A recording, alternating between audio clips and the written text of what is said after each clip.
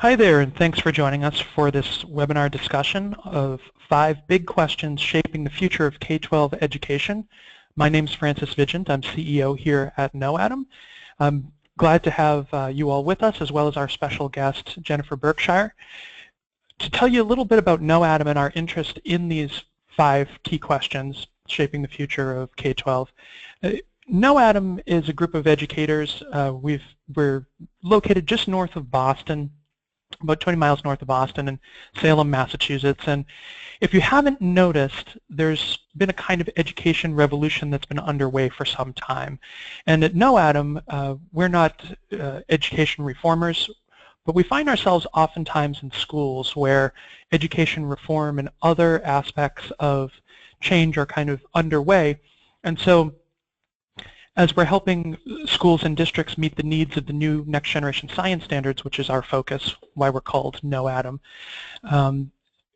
this kind of tug of war at times is playing out. And so these 5 questions in part are a way of discussing that tug of war and at the same time helping all of us sort of wrestle with the ideas that really may not have entirely clear answers. And so I'm very excited to have our special guest, Jennifer Berkshire, with us. Jennifer is a nationally recognized education journalist and blogger at EduShyster. Her latest venture is as co-creator, co-host, and co-producer of Have You Heard, along with Aaron French. Have You Heard is a monthly podcast focused on education issues ranging from education turnaround to kindergarten suspensions. Berkshire spent 6 years editing a newspaper for the American Federation of Teachers in Massachusetts before freelancing as an education journalist. Her articles and interviews on the debate over the future of public education have appeared in the Washington Post, Salon, Baffler, The Progressive, and also most recently I noticed in the New York Times she was quoted. So Jennifer, thank you for joining us. Thanks for having me. So I have this picture of you here from Have You Heard, which I guess that's your Have You Heard self. And I was wondering if you could tell us maybe a little bit about your inspiration for Have You Heard and what it's about. Sure, and that picture, it may appear like a cartoon, but that is really what I look like. So thanks for putting that up. So the inspiration for starting our new podcast had a lot to do with the 5 debates that we're going to be talking about today. No doubt, as you know, if you're in a school or near a school or have anything to do with education, you've noticed that the debate over the future of public education in this country is really intense. And yet, you know, it can often be really kind of stale too, right? That there's, you tend to hear a lot of the same talking points and arguments over and over again. And we thought, well, wouldn't it be great to actually go around and hear what people who are in the thick of this stuff have to say, you know, whether they're students, whether they're teachers, and that in some way by bringing the voices of people who don't really get to participate in the conversation out into the open, we might be able to change the debate. And so far, so good. That's fantastic. I know I've enjoyed do you have 4 sessions up so far, I believe? The 4th episode came out last Friday. It dropped, as my co-creator would say. He's a millennial, so he uses words like that. We're planning a series of 10 to start, and then we'll see what happens next. That's fantastic. I know I've enjoyed all of the ones so far, and if you'd like a direct link, it's soundcloud.com/Have You Heard podcast, and there's a shortcut link there on the screen. We'll show this again later at the end. Just to let you know, if you are on the live session, we're going to do our best to take questions at the end, and so please, as we're going through, feel free to drop questions into the little part of your screen there, send them over, and we will try to entertain those at the end. So Jennifer, I got to ask you, in all your travels, have you figured out yet what is school all about? What's it for? One of the things that's become really clear to me is that even that big and so fundamental question we don't share even the most common agreement upon. And people who are listening, you can carry this experiment out yourself. Ask this afternoon, run this question by a student, by a teacher, by an administrator, and by a parent, and then just be sort of dazzled at how different their answers are. And I think a lot of what Francis was alluding to, this sort of sense that of kind of clashing ideas on the ground, that there isn't an agreement about whether the point of school now to train kids for jobs, for particular kinds of jobs. Is it about college readiness? If we go back in history, like this picture is taken from, you'll see that people started with a much broader definition of what school was for, and it always included things like self-development and civic responsibility. And over time, even as we heap more and more responsibility on the schools, our understanding of what school is actually supposed to do has gotten narrower. So you don't tend to hear as much about civic responsibility. And in some cases, the definition of what school is for has been narrowed all the way down just to raising math and English test scores. So how do you, how do you see this playing out in maybe specific schools? Do you feel like, and not necessarily naming names, but do you feel like there are schools of thought that are basically at odds but are kind of represent that tug of war? Yeah, absolutely. And one of when I travel around, whether it's for writing or for the podcast, I'm always interested in examples of what's happening on the ground. And so our latest podcast is about some students in Lawrence, Massachusetts. And what you can see there is that these students, many of whom have a tie to the Dominican Republic, have a broader definition of what school is for than maybe their school leaders, right? Lawrence is in the midst of a turnaround. There's a lot of emphasis on boosting academic achievement there. And then if you listen to the students, they'll tell you, they envision the purpose of school as being about education through experience with an eye towards helping them be leaders who can transform their own communities. And so the different schools of thought, I would say, are almost like different sizes of thought, right? Like how big your vision is of what's possible ends up determining your answer for what school is for.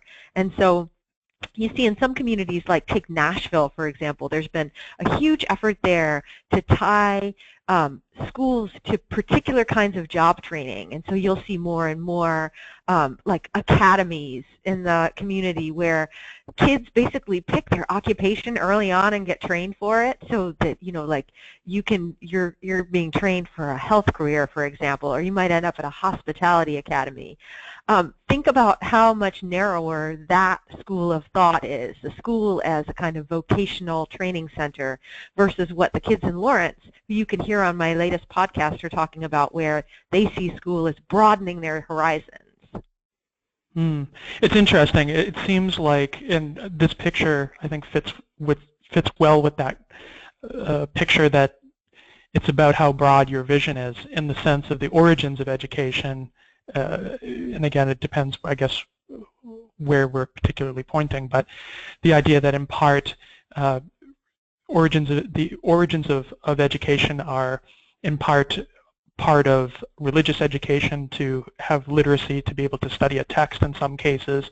In other areas, it's for literacy in the basic skills necessary to be part of mill work and different things like this, but has really evolved to a point of I think the maximum visions that I'm seeing at this point, and I don't know if you agree with that or not, but it has to do with empowering children in their futures and communities. And it seems to me that perhaps I don't know, this debate may be flipping around back to its origins and being prepared for industry in some cases, or is it maybe more the case that there are places, when I think about certain urban settings in some cases where maybe the debate hasn't progressed past that point. So it's not necessarily circling around, it just never really got there. I mean, does that make sense? Is that... Yeah, I do. I feel like you are starting to see the pendulum swing a little bit on this debate. I'm seeing more and more references to civic education, and we've come through this long period where there's been just immense emphasis on math and English scores, and it's hard to find anyone who doesn't think that one of the unintended consequences has been, the sort of narrowing of not just the curriculum but the vision of what school is for, and you'll hear people express concern that, maybe this debate we're having in our current election, for example, is a sign that we need to be thinking about what kind of citizens our schools are producing as well. And I think the tension is going to be that you see schools in different areas and schools that serve different student populations evolving in different ways. And so the skills that, say, urban students who attend high-performing charter schools, for example, the skills that they're being equipped with are completely different from their middle-class peers who are being, encouraged to question authority and who have a kind of, like there's an expectation of civic development and even civic leadership built into their education. So I think we're going to be talking a lot more about this. So I think that's good for question number one. So when you think about that idea of civic development and I guess what you kind of alluded to here with the, are we preparing children to sort of question or to respond? I feel like that kind of leads into question number two, where, should school be about the adults pulling from the students, or really the kids pushing and actually developing their own skills more within the context of the unknown versus what they do know from what they've been fed?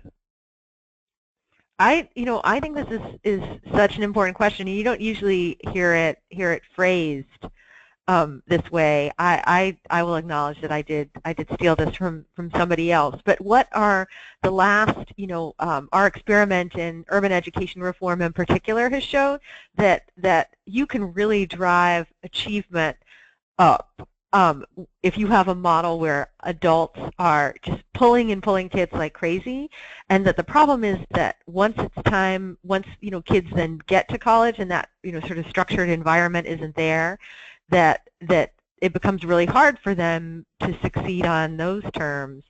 So one of the reasons that I so enjoy interviewing students is that they can often tell you exactly where they would like to be pushing. For example, there's a fantastic story just today in Chalkbeat in New York where somebody went and talked to kids about why they think it should be a goal of schools to have fewer suspensions and instead to pursue restorative discipline. And it's really amazing. You can sort of see, the kids can explain exactly why a discipline-heavy approach is bad for them, like why it leads them to hate school. And then they come to understand that so much of what gets them in trouble are these sort of petty misunderstandings that get blown way out of proportion. And once they start to understand that, you feel their horizons broaden, right? That they're not totally at the mercy of these kind of forces that are constantly threatening to blow up. So that's a great example where that's a kids pushing model, right? That lots of discipline may make for a quiet school, and it may work for the adults, but if you listen to the kids, they'll say that this isn't working for us, and maybe this other model is a little bit more labor intensive, but at the end of the day it's going to get better results. Do you think that I guess as you're traveling, do you see any trends? So for instance, I just put it right out there, I would expect that suburban schools are perhaps looking for kids to push a bit more. Is that a misconception? Is that, is that what you see? How does that come together? Is there a socioeconomic component here that's a part of this, or is it really just two different approaches?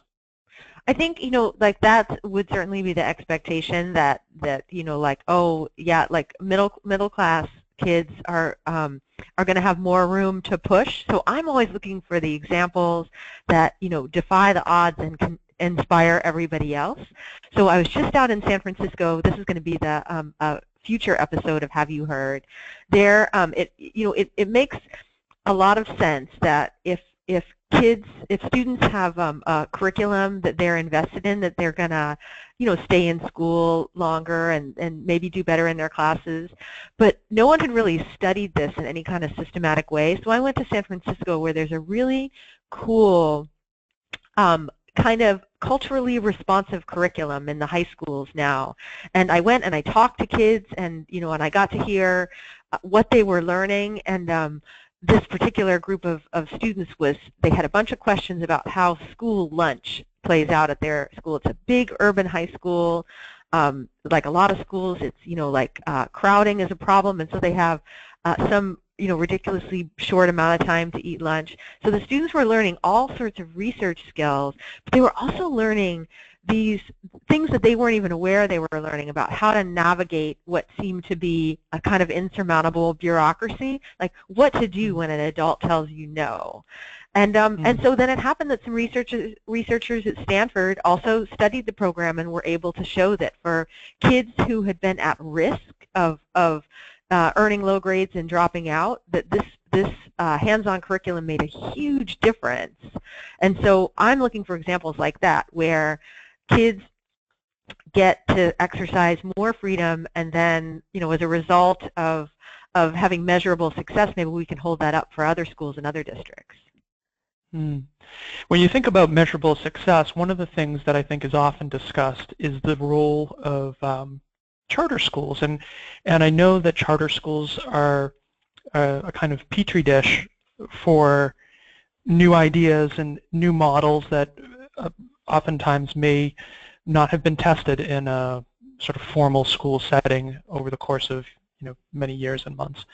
And so we have charter schools, but I think in the vision for charter schools, it's often thought of that there should be a close relationship, and that charter schools are basically the petri dishes developing, essentially in a scientific sense, new knowledge that could be, or practices which could be leveraged by district schools. And I wanted to ask a bit about your thoughts on that relationship, if that was really the intention, if that's what you see playing out, and what you think that relationship, how are folks answering this question?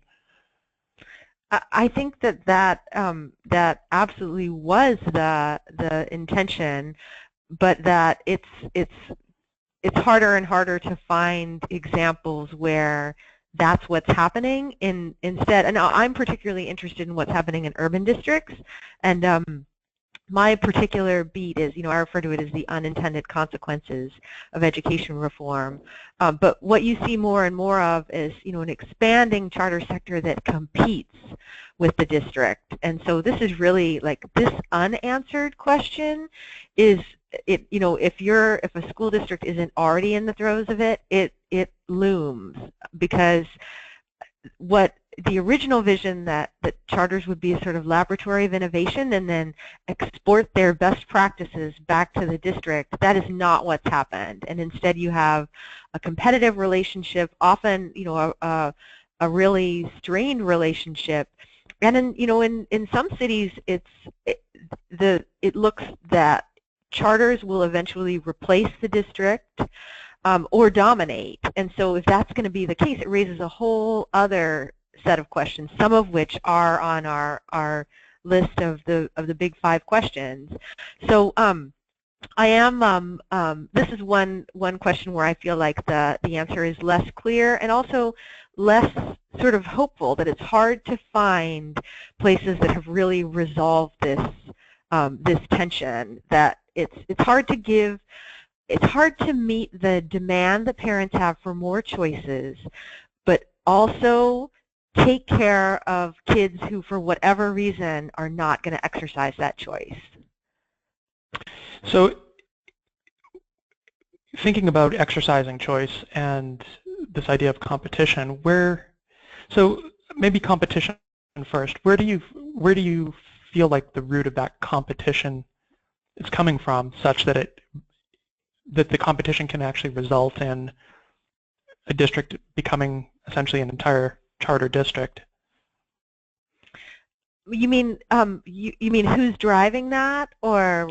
Well, exactly. What do you feel drives the competition? Because it seems like it's a big shift from the intention of kind of a sharing of best practices to Right. kind of trying to compete with each other. Those two don't seem very compatible. Right. Yeah, and I mean, I think that's when you talk about sort of the forces that people are feeling on the ground, it's the incompatibility of those that, can make, your life in a school building or as a parent really complicated, right?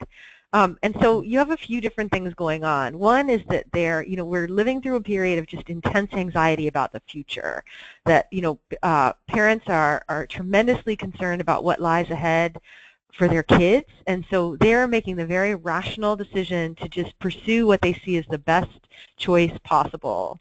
And then you have an education conversation that's really dominated by people who believe that whatever ails our public systems, that the answer lies to make them function more like a market, right? And so markets, the market answer is to treat families more like consumers and provide them with more choices. But these choices aren't made in a vacuum. Our cities are highly unequal places. If you're in Boston, Boston's now the most unequal city in America. And so this idea of people sort of picking and choosing and chasing quality, as reform advocates often refer to it, is happening in a landscape where people don't bring the same sort of set of options to making that choice. And that's where this sort of contradiction about is our goal to lift everybody up, or is our goal to just offer people as much choice as possible, even though you're going to leave a whole bunch of kids behind as a result? So how, and I guess just on that point though, I don't think that most folks involved in charter schools would see it that way as as children being left behind by giving an option for a charter school. And I guess so I find it hard to, I don't feel like if that's happening, it's an active process, perhaps a byproduct. And I was wondering, in terms of a byproduct of having choices, how students get left behind, as you're describing. Well, one of the things that you're seeing in cities where this experiment is further along is that, take a city like Newark, for example, where the charter sector has expanded really dramatically. It achieves some great results, but the sort of architects of this transition never thought to ask the question, what happens to the kids who aren't going to be attending charter schools?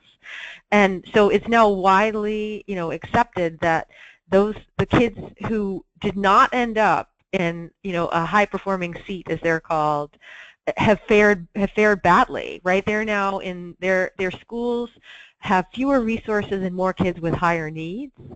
And so I do feel like you're starting to hear, many more charter advocates acknowledge that this is a big issue, that if the goal is to really expand charter schools, that this sort of thinking about what happens to the schools that aren't going to be part of that, and the kids who are in those schools, has to be part of that conversation from the beginning.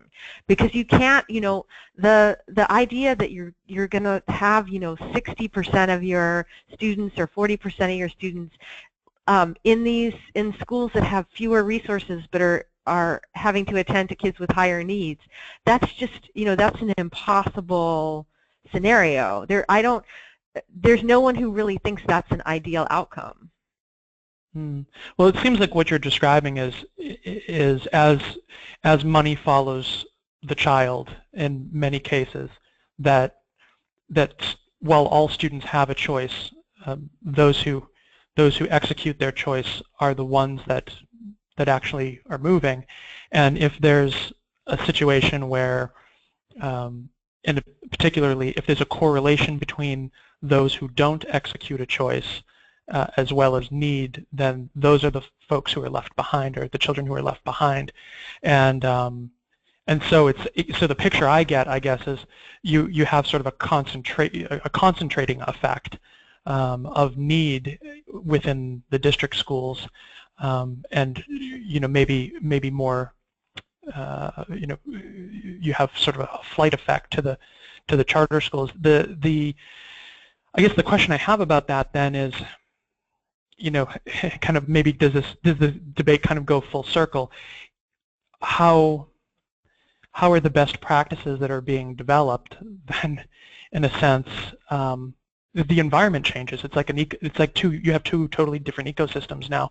I wonder how those best practices then can flow back, because the school landscape seems like it would be entirely different. And is that something that you see, where the landscape of the, let's say, fictional Lincoln Elementary School in middle of America somewhere, city, does it look very different as a result of this sort of transition sometimes? I think in some ways that's like, I think the worst case scenario is that you just have these two sectors that are now completely different and are at war with each other. Like that seems like the worst possible outcome. And this, this goes back to one of our earlier questions about, how, like, is there a way, can that sort of experimentation process continue, even though this process has evolved in a way that seems totally counter to how it first started out? And since since we're at KnowAtom, I think it's okay to talk in sort of science terms, right? That what we've ended up with here is a new set of problems that weren't envisioned when all of this started. And so far we've been sort of we're stuck in the part of the debate where there hasn't been a lot of acknowledgement that we have this new set of problems. But I feel that's starting to change. And so then, that does sort of open up this possibility, like, well, what then are we going to do, right? Are we, like, if we have these two systems and having them compete against each other on unequal ground is not an ideal outcome, what are the other options? Well, and I think what you're describing, and I feel also, it seems like a lot comes to, for one, the transfer of funding, because it's when I hear a lot of the charter debate, that seems to be the first place people go, whether or not they have ever had children in schools or any relationship to education. And so that funding piece is one thing. I think another piece, which I don't think has much to do with charters at all, it's really more of a no child left behind, or the high stakes testing environments that have evolved over the last 20 years or so, is how school quality should be measured and some of the ramifications of the way we measure it now. And so, I wanted to get your thoughts on where that piece of the debate seems to be and where it's going. Well, almost everyone agrees now that just focusing on math and English is way too narrow and has taken us down into a sort of tragicomical cul-de-sac in a lot of ways. There are some really interesting experiments underway about how you create broader measures of school quality that align more with what parents want, what students want, what teachers want, but also produce the achievement gains that everyone is so focused on.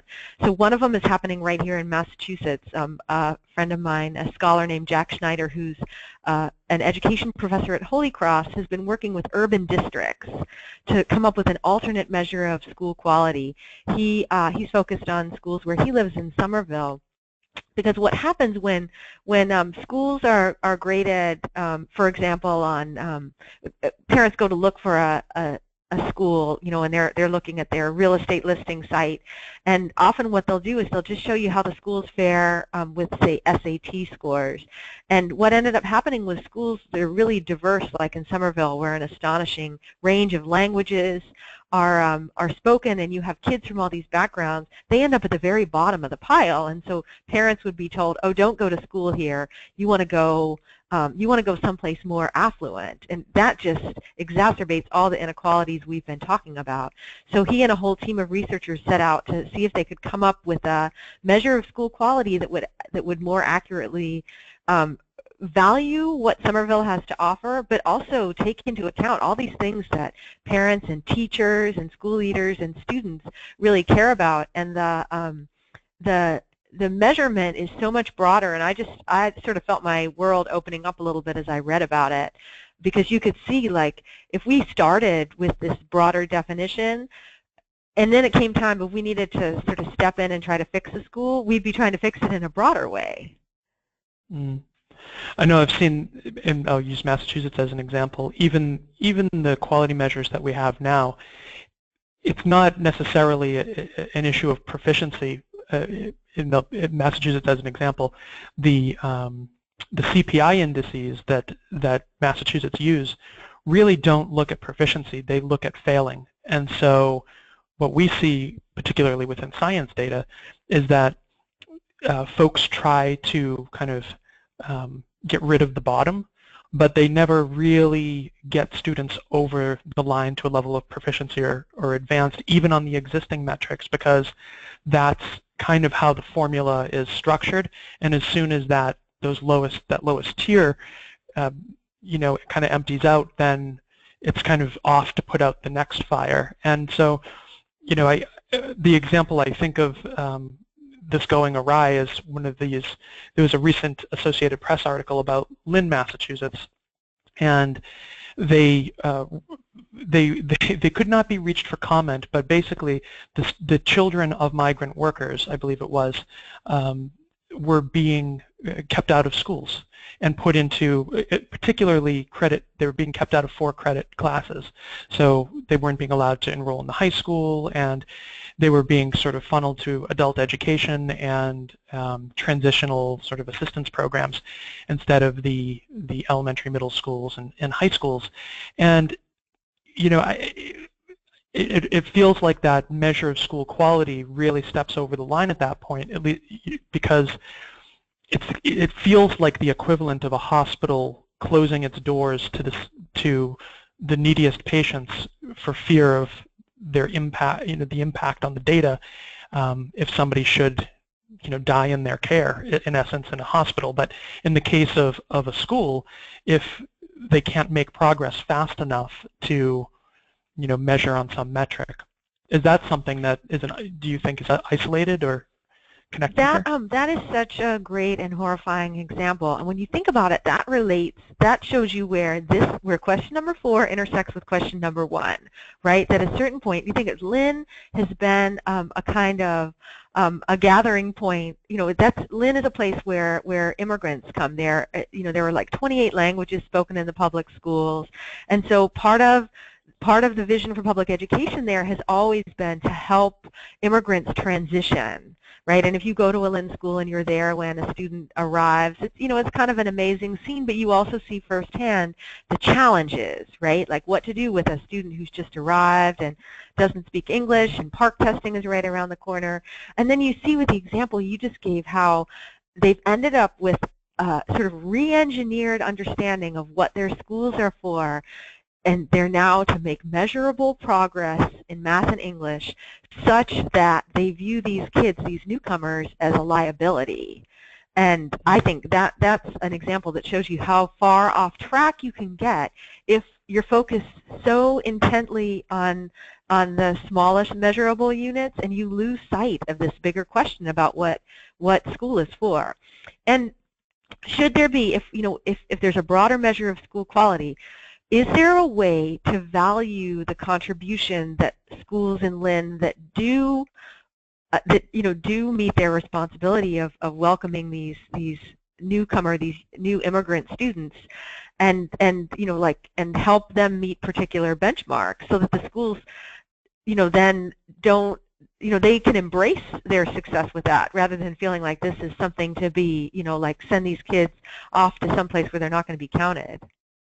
Well, and I feel like it also relates to question number 2 around should schools be about adults pulling or kids pushing, because as an educator myself, I know as an urban educator myself, when I was in that environment and you are facing children who are maybe new arrivals, may not even be literate in their native language, which a lot of folks who don't experience that urban environment where you do deal with newcomers, if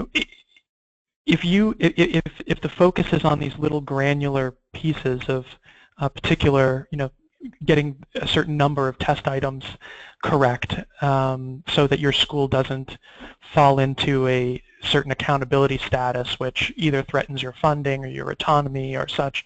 If I know myself as a teacher, I felt the pressure that as much as I wanted maybe for it to be about the kids pushing and for it to be about their voice and their empowerment, I felt that the reality was if they don't get a particular score on a test, we're all in trouble.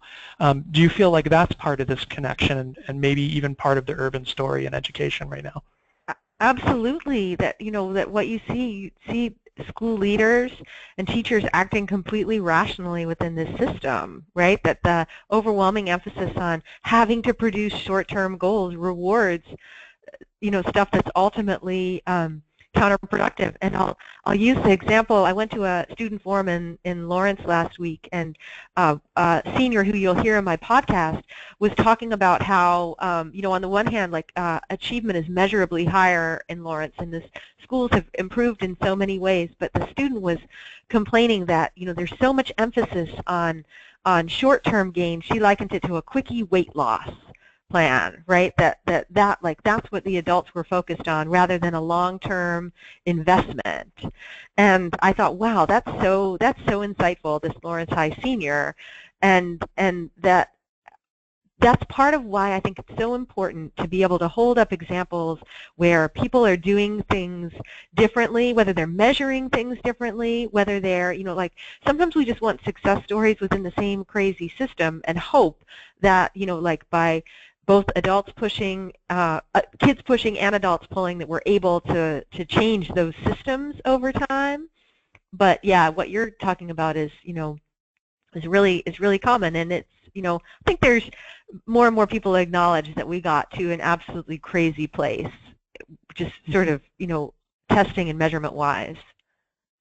Well, it seems like, when we think about question number 5, what's the relationship between schools and neighborhoods?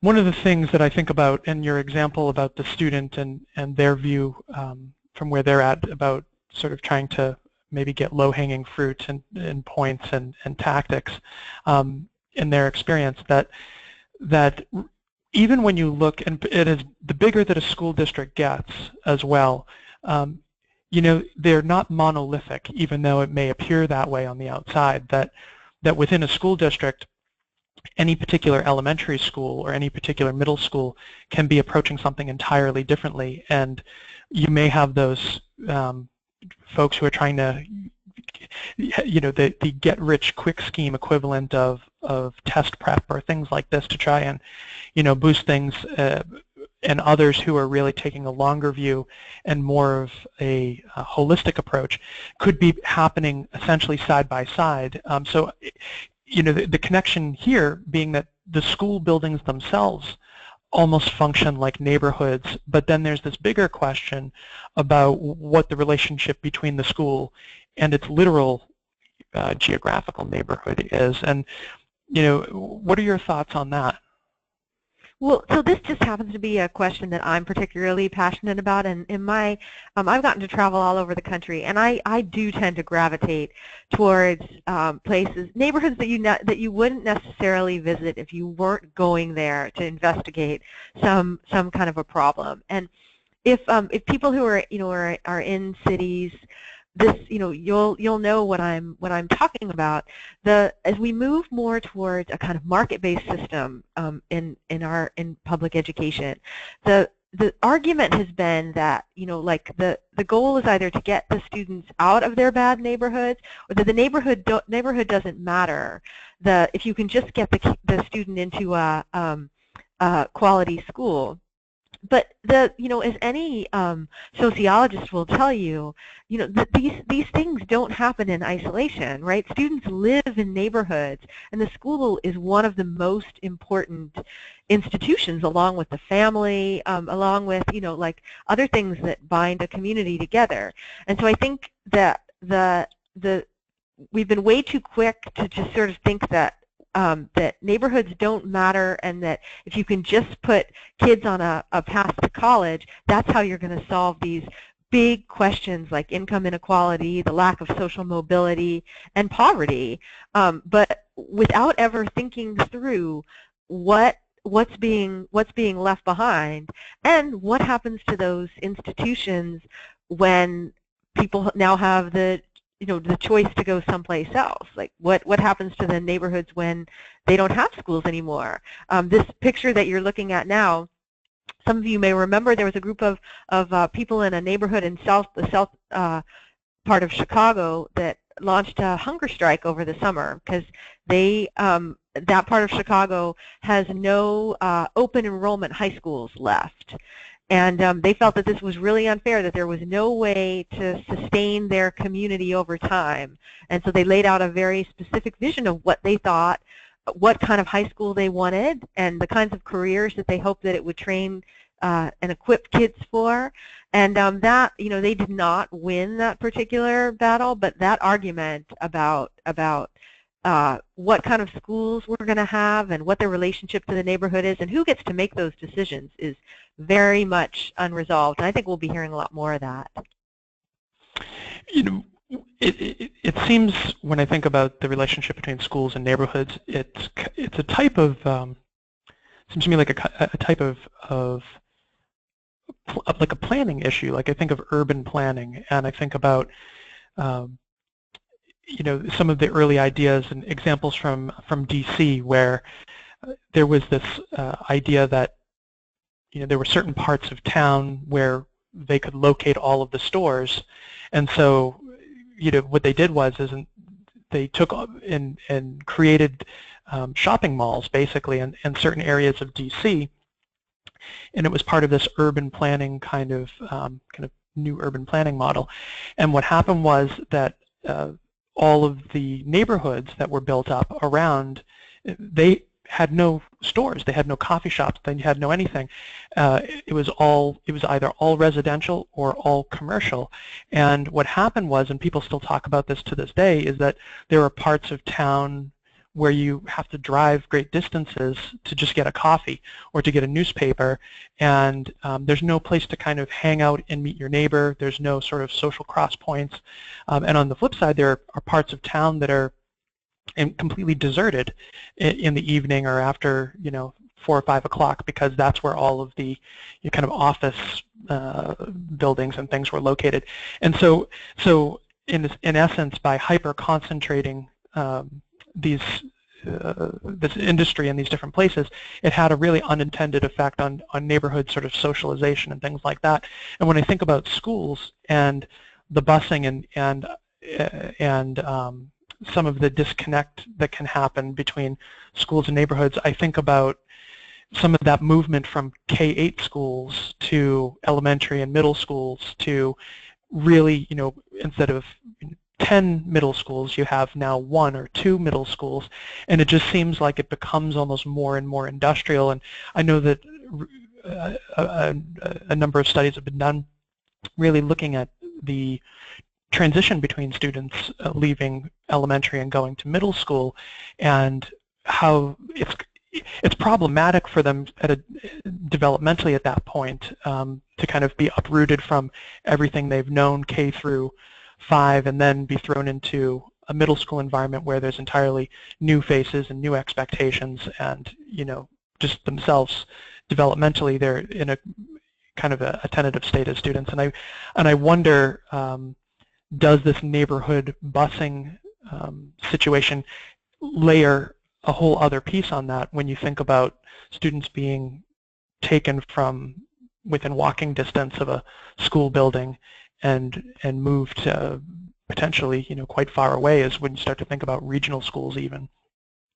That, I mean, I think the two lessons here are, and of course there are more lessons, but the two I'll talk about is one, that policymakers never think to envision the impact of their policies through the eyes of the students that they're affecting, and sort of what that transition that you're talking about would look like. And two, that, one of the themes that's come up again and again as we've been talking about these big questions is that the people crafting these policies tend to craft them in a narrow and technocratic way and not think about the larger implications of what they're doing.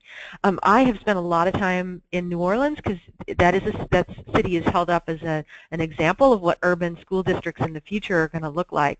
And that's a classic example where you have, a group of people who set out to solve a problem of poor quality schools and concentrated poverty. And so what they did, kids can pick schools all over the city. This is great. But the problem is that New Orleans is such a high poverty city that people don't have their own transportation. So this means that kids now spend hours on school buses crisscrossing the city. This means that their school day is really long. Like, you can find, kids who are their school day is from, they're leaving the house at 6 a.m. or earlier and not getting back till after dark. So here, this sounded like such a great idea, right? Our response to concentrated poverty is going to be to move kids around the city, and we're going to have a market-based system where we close schools that are underperforming and open new higher performing schools. But one of the trade-offs has been this kind of quality of life issue, where go to New Orleans sometime and marvel at the sheer number of school buses that are on the road.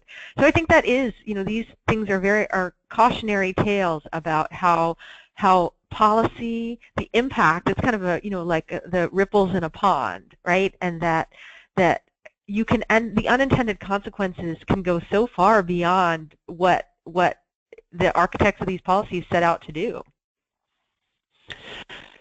When you think about these 5 questions, and I kind of, as we're wrapping up, maybe take some questions from folks in the audience if they have any. It seems like these 5 questions are, in essence,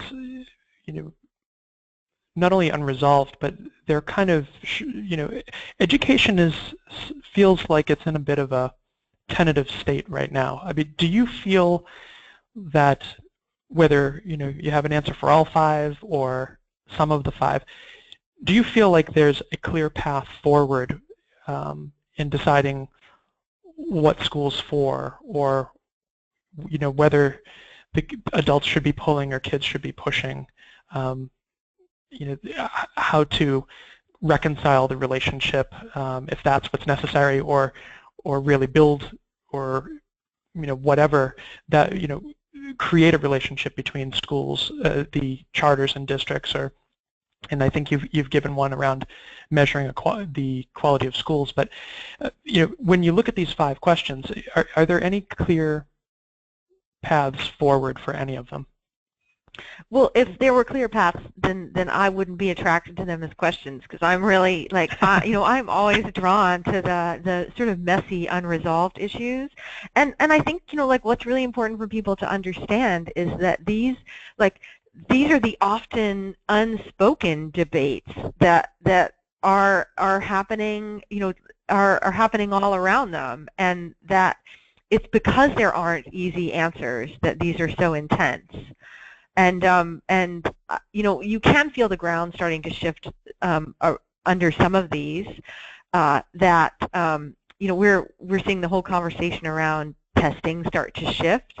The conversation around the relationship between charters and district schools is going to, if not shift, get much more sort of concrete and out in the open. And I think that as we have this sort of bigger debate about the future, about what kind of jobs people are going to have, it's going to be impossible to talk about schools without having a more vigorous argument about what schools are supposed to be doing.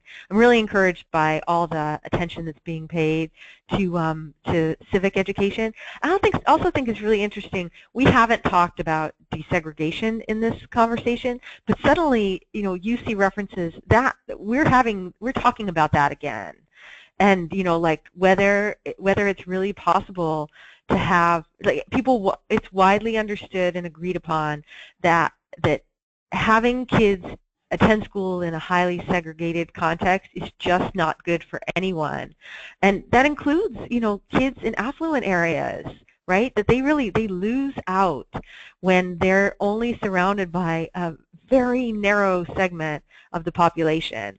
And if you had asked me a year ago whether that was something that we would be having, a full-throated conversation about, I would have been really surprised. And yet here we are. You now see there's all sorts of interesting stuff coming out about busing. That's going to be the topic of my next podcast, as a matter of fact. I have an interview with a really exciting young academic named Matt Delmont about his book, Why Busing Failed.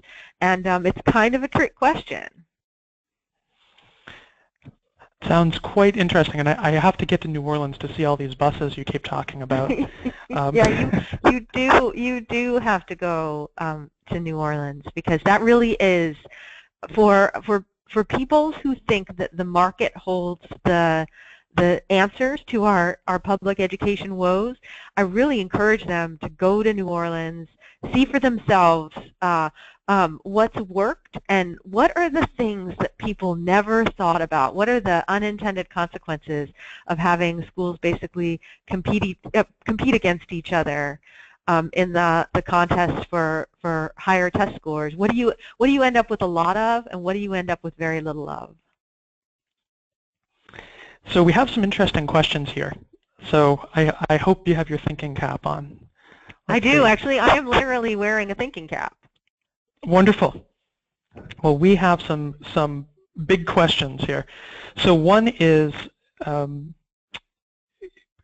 you have any thoughts on EC, the new sort of the Obama replacement to No Child Left Behind? Well, that is a big question. So this is not my particular area of specialty / interest / obsession, but I will say that the sort of, as we shift, if some power gets shifted back to the states, you are going to see a lot more experimenting, and that I think has the potential to be, that's going to produce some interesting stuff. So I'm excited about that.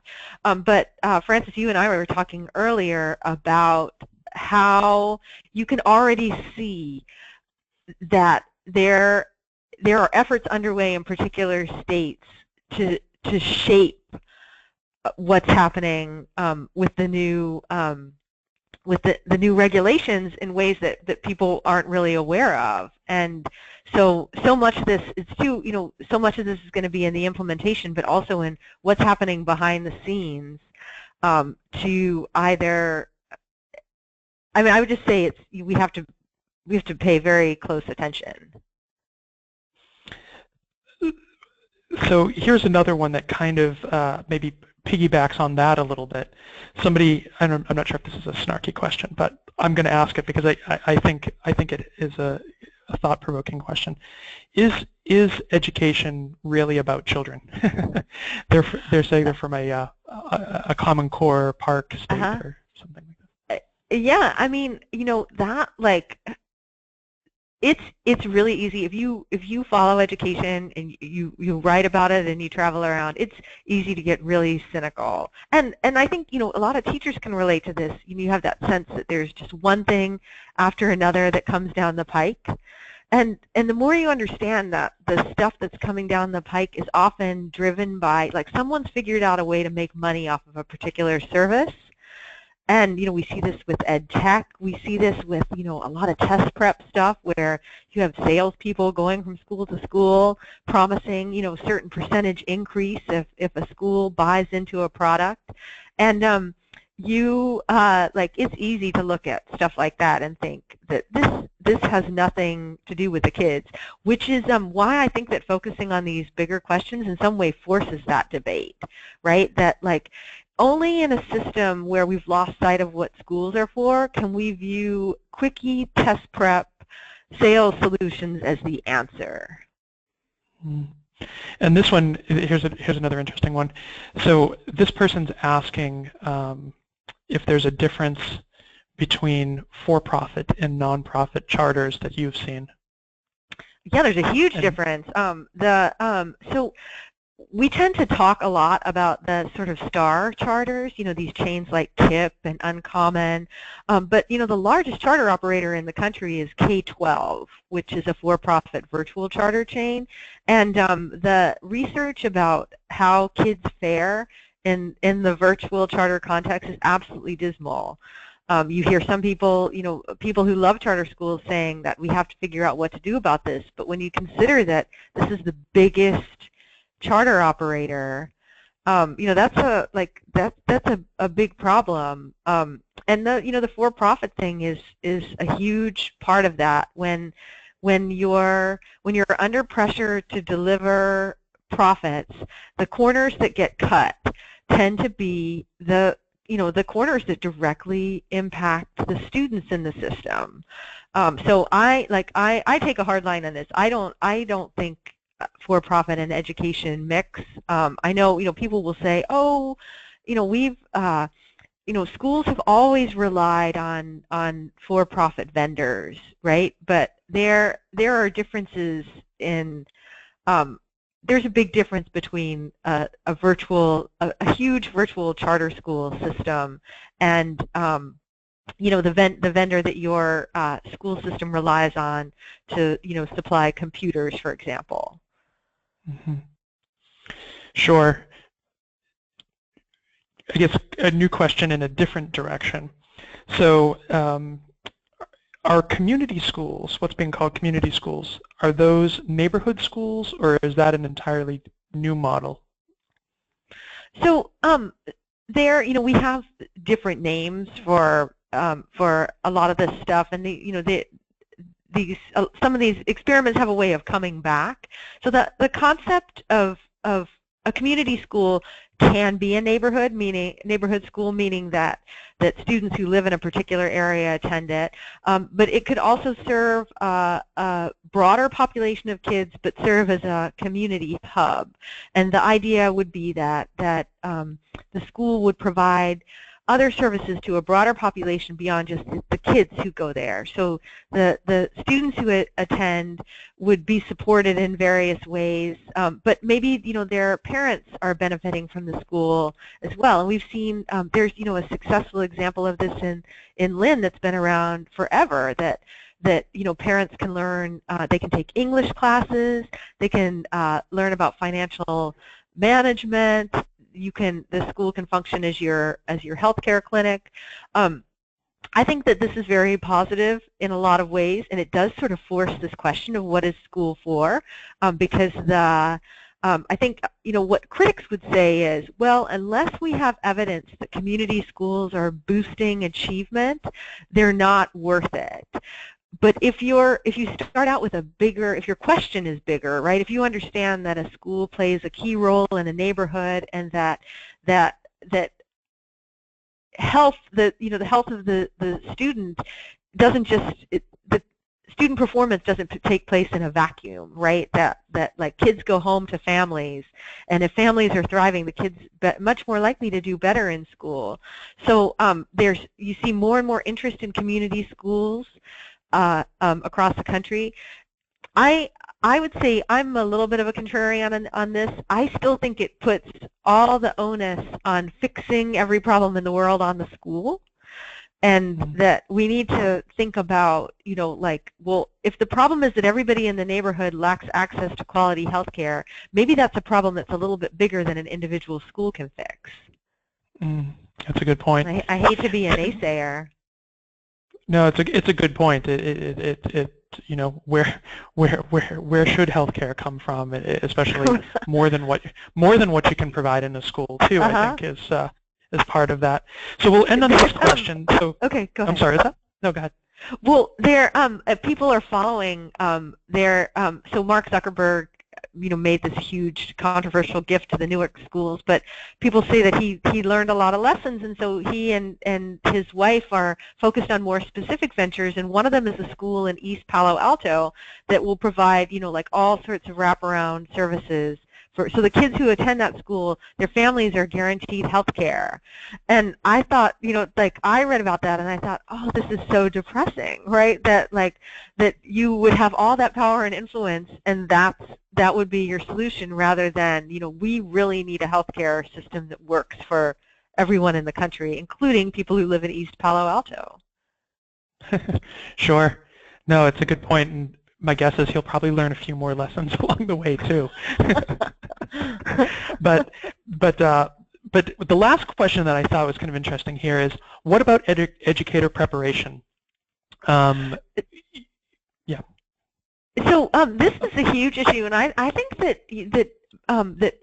people outside of the kind of education debates don't have any idea that this fight is going on. And so basically what's happened is that everyone who is anyone has reached the conclusion that our traditional teacher prep programs have failed and that it makes much more sense to have a kind of very targeted teacher prep that focuses less on theory and more on getting teacher trainees in front of students faster, giving them all sorts of feedback, and then measuring the quality of their preparation programs based on student test scores.